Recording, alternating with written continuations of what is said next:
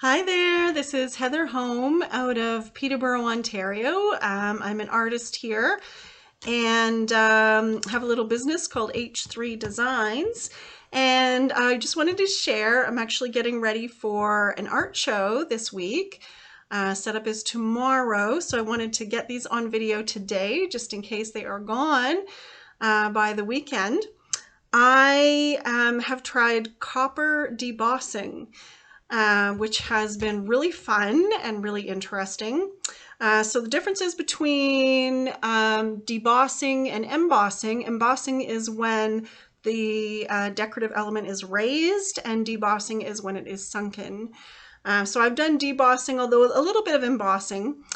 So the idea with copper debossing, and I'm not sure, I've got some examples here.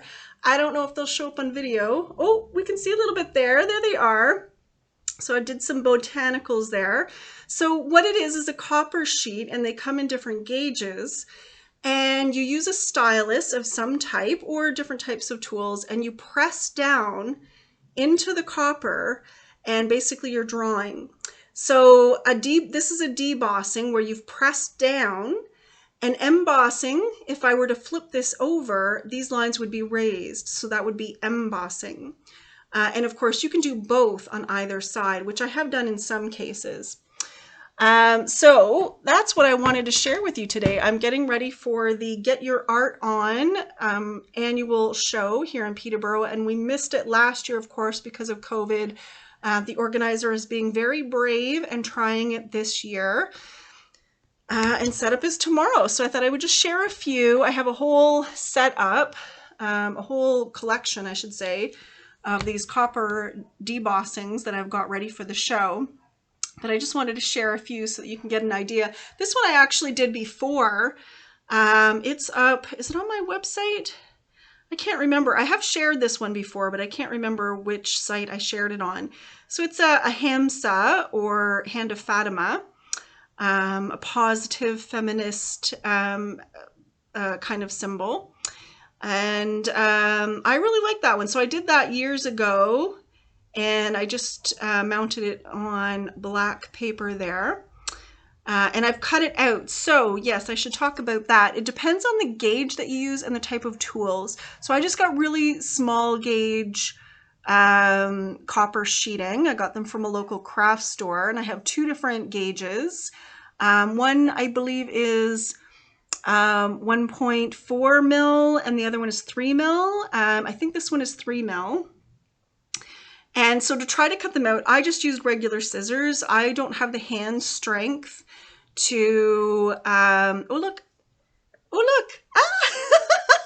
reflection of a reflection, that's neat. Yeah, so I don't have the hand strength to cut really, thick copper sheets with big tools. So I just get gauges that I can handle with regular scissors. So this one was really fun. I did that years ago. But most of these, oh, and I should show the patina too. So this one, I'm not sure if you can see, but it's got a little bit of a patina on it now compared to this one, which is oh so shiny. I'm not sure, can you see those? Oh my gosh, can we see the difference? So this one is super, super shiny. I've done nothing to it. And you do have to be really super careful when you're working with copper sheets, because even just the oils from your hand can create a patina, and it ages over time, of course. So if you want to keep it super, super shiny, you have to use either cloth gloves, or what I did was I just kept tissue between my hand and the copper. And even at the store, when they were doling out the sheets, she was oh so careful to make sure that she did not get fingerprints on them, because it will create that chemical reaction and create patina. So anyways, what was I talking about? Oh, the cutting out. Yeah, so I just use very light gauges. And then also I want something that's easy for me to press down on as well. I don't have a whole lot of hand strength. I also did some, well, let's see if we can do this here. There we go. Some city scenes, which is new for me, cityscapes, which was a lot of fun to do. It's really hard to draw a straight line without a ruler. But I did it. Well, reasonably straight lines, enough to put a whole city together there. So that was really fun too, putting together textures and shapes with no colors. You have no colors to work with. It's just line being pressed into the copper. And so how do you achieve that? So I did some crosshatch, I did some dot, some areas I just kind of left nice and shiny. And then the thinner the gauge that you're working with, it's like foil, almost like tin foil or aluminum foil that you use to wrap your food with, a little thicker than that.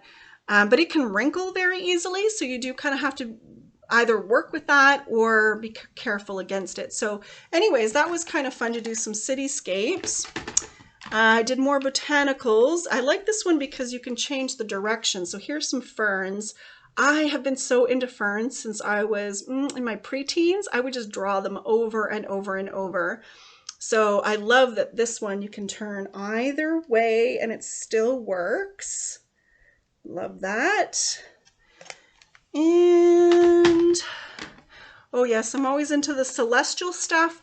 And actually, I don't know if you can see this, but one of the great things about this copper debossing, especially if you have a nice little, a tiny tool, like with a small ball point or a sharp point, you can, if you're into Zen tangling or tangling, if we don't want to infringe on any copyright or trademark, but if you're into tangling, doing those really fine details, this is a really awesome medium to work with.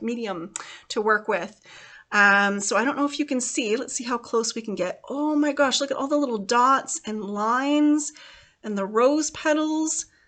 If you wanted to do some tangling and really do a whole lot of detail, this would be a really fun medium to work with, especially if you can get, you know, a stylus that has a really fine point. And then I did miniatures. Oh my goodness, look at these little guys. So I had some of these pewter frames from the 90s. I had them left over. That's how old I am. But anyways, I've had, yeah, some pewter frames left over. Let's see if we can get these close enough. And they work so well with the copper. Oh my gosh, I think they look so beautiful. So now can you see the design there? That's the little, you know, when people go around and they do that love you with the hearts, with the hands, that's that design there. Oops, there we go.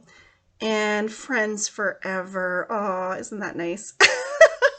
So I have a bunch of those too. So I'm not showing you all of them today, but I have a whole whack of copper debossings that I've been doing, and I've had so much fun getting ready for those. So I hope this has been a little bit of inspiration for you. Get out and try some new mediums that you've never tried before. See what stores have different mediums for you to try out. These ones were actually so easy to find. They do have them in a lot of different stores. You can get them online as well. But we actually have like a Crayola store here in our city in Peterborough, Ontario, and they have them there, which surprised me. They actually have fine art supplies there as well, beyond the Crayola supplies. So that was really fun to discover those. And I've just had so much fun. Anyways, again, this has been Heather Home of H3 Designs out of Peterborough, Ontario, getting ready for an art show. I hope that you are inspired. Do your own thing, try something new, and I wish you lovely remains of the summer. It's almost over, but enjoy it and soak it up while you can. Okay, take care. Bye-bye.